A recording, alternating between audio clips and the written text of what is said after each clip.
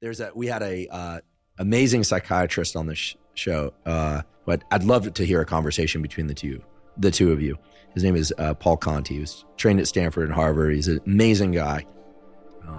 Actually talks openly about the tragedy that his brother killed himself, which was what drove him into psychiatry.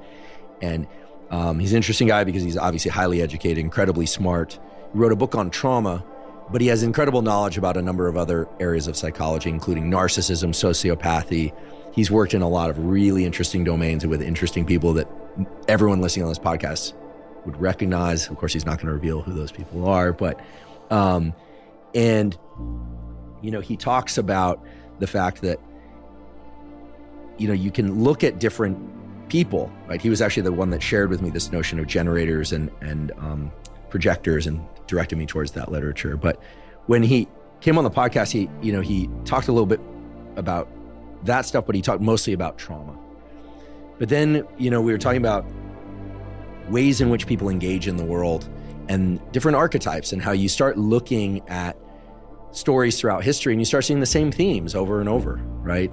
Westerns, you know, this idea of a guy rides into town and does some repair work, like defeats the sinister person or things that are imposing on the town, then rides to the next town. It's always like it ends with it. It's going to keep continuing. But then when we got into this discussion of relationship, he talks about, you know, he said this on the podcast of a patient who, you know, said, you know, I've been in 10 abusive relationships.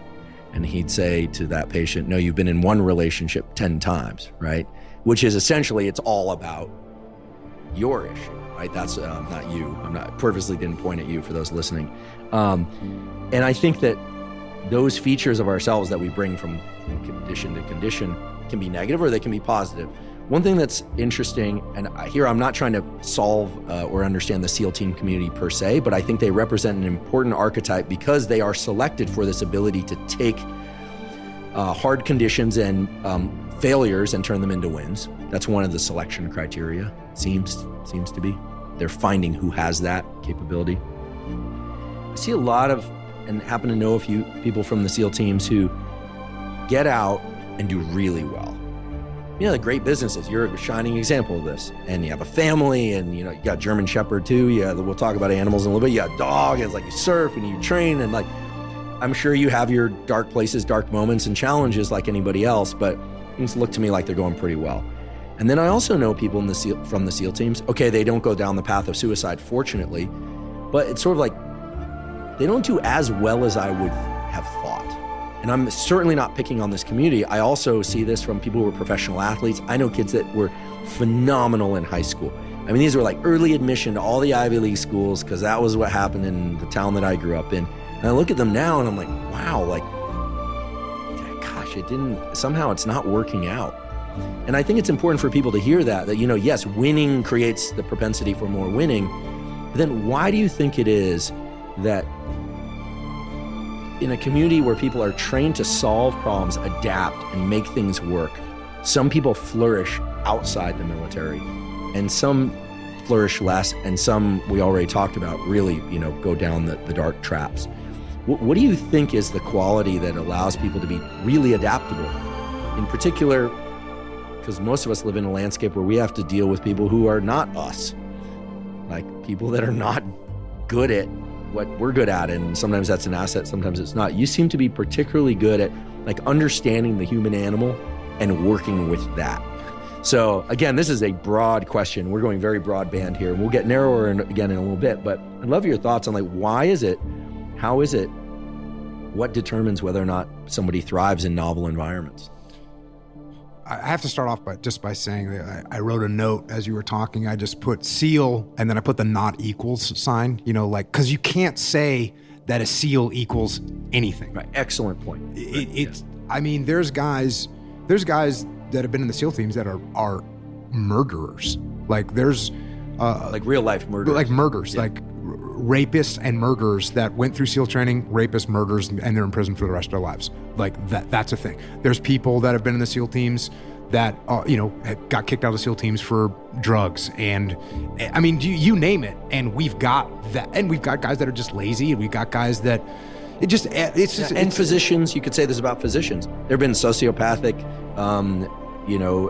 serial killer positions, and then there are ones that are in third world countries right now that would not accept $1 billion to stop serving people at the level of the basic medicine that they deserve. So there's the SEALs that get out and just volunteer to go help in the worst places in the world. So you've got a full spectrum of people. So to say a SEAL equals success in any domain, the only domain you can say that they're successful is they made it through basic SEAL training, because guys make it through basic SEAL training and they're not good SEALs.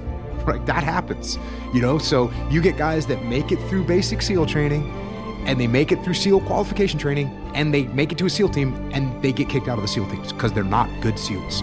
They weren't meant to do that job. That happens. So all they've proven by making it through basic SEAL training is they can kind of suck it up for a while. And there's also guys that make it through basic SEAL training because they learned how to maneuver through the system. They learned what to do and what the minimum requirements were and how they could skate through this. There's guys like that. It's not a huge number, but they're absolutely there. We see them in science. People that go to a lab, figure out who the director of the lab is at the level of psychology. And this is actually one of the more dangerous aspects of science. It actually negatively impacts all of society. I'll just say it.